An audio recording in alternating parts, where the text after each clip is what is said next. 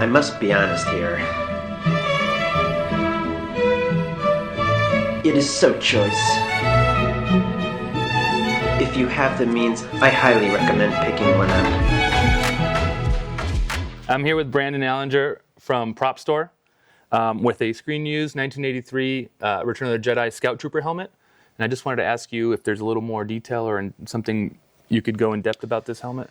Yeah, I mean, for me, it's one of the coolest helmets in the original trilogy. Obviously, they designed and built it specifically for that third film, Return of the Jedi. Mm-hmm.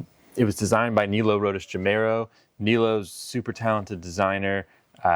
He came in on The Empire Strikes Back. He famously designed the Boba Fett ship, the Slave One. Right. And then he stepped in and did costume design on Return of the Jedi. He has a co-design credit with Aggie Rogers. Aggie Rogers is more of a traditional costume designer. She did things like American Graffiti for George Lucas. Okay. Whereas Nilo is more of an industrial designer, artist. And so Nilo started drawing everything up. And then I think eventually as they went into production, Aggie Rogers is probably more involved with the soft goods and Nilo more involved with the hard goods, the plastic materials. So, this is basically made out of ABS plastic that's been vacuum formed. Mm-hmm. There's a seam down the center, which you can kind of see right there. Yeah. And these parts have been made in two halves, put together. They've been puttied, sort of bonded over, mm-hmm. and then it's painted. And one of the interesting things about it being painted is the finish is retaining its original white color. So it won't yellow. Exactly. Right. Like compared to the Stormtrooper, which is not painted. Yeah. Well, specifically the Stormtroopers for Return of the Jedi are not painted. Some in the first movie are painted.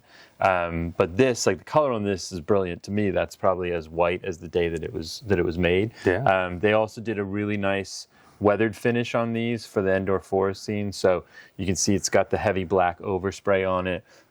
It's the only helmet in the Star Wars universe, at least in the first three films of the Star Wars universe. I don't know what's happened since. There's a lot of Star Wars universe now, but sure. Originally it's the only helmet with the flip-up face. Right. And that was actually a practical thing. We were talking about this the other day, but the reason they did that is George Lucas said to Nilo, it takes too much time to get the Stormtroopers reset after you break between takes, because they've all taken their helmets off, they put them all over the place, and they can't figure out which one's theirs or where they left it. He said it takes a lot of time to reset. And Nilo said, okay, well, we'll see if we can make them where the face flips up. So if they can just take the face up between takes, it won't be as much production time lost to resetting. So that design is more of a practical thing rather than a that was costume. what Nilo said about it. Okay. Yeah. And the other thing that he said that was really interesting is that the visor here was inspired by the blinders that you would put on a racing horse, mm-hmm. just to keep it very focused and forward facing, so that it's not getting distracted by things on the side of it. Obviously, it's not very aerodynamic,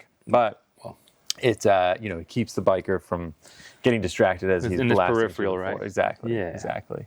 So it's just a great helmet. It's labeled inside. It has a marking that says I think it says BH 1030 or something, which is for Blue Harvest, which was the working title they were building everything under. I think it says number 41 biker, and 41 would just be like its reference number on a costume build list. It's not necessarily the 41st helmet. No, I think all the Biker Scout helmets say number 41. So it's like the biker is number 41 character. That was a designation for it. Okay. Yeah. Excellent. And we think they made about between 24 and 28 of these.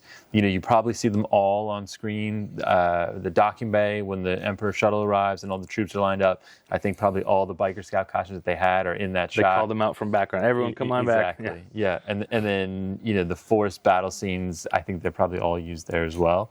You can see hanging down there from the bottom is the chin cuff for the elastic chin strap. Mm-hmm. The elastic has probably sort of gone over the years. Days, right. Yeah. It's stretched out, which is why that's hanging so low. One of the facts that's coming to mind as I'm looking at it, you got a little marking, a little insignia here on the side of the visor. Mm-hmm. Here, we'll just rotate that so the camera can see it there. And that is the guy who headed up this team called the Plastic Boys was a guy named Pete Ronzani. And if you turn that 90 degrees, it looks like a P and an R. Yeah. And that's where that logo came from. And I got to meet Pete Ronzani, and he actually had one of his business cards, which had that logo Which is that logo, right? Which was pretty neat to see. For me, it's just a really successful helmet as far as the design of it. And I think, people just remember that particular troop fondly. Just a really great-looking character. Great-looking action figure. Absolutely, yeah. So the auction is August 15th to August 18th, which is a Thursday to a Sunday. This piece is sold on day one. Day 1 has all of the very high-end items that you've seen here on display today. Days 2 to 4 have more conservatively priced items. And Day 1 is taking place live and in person at the Peterson Automotive Museum here in Los Angeles. You can also bid online or via telephone. And then Days 2 to 4, the action is online only, online or via telephone. Or mobile. Only. Okay. Yes. Great. Yeah. And everything is live now. All the auction lots are live in the catalog, multiple photos, and a full description of everything at propstore.com.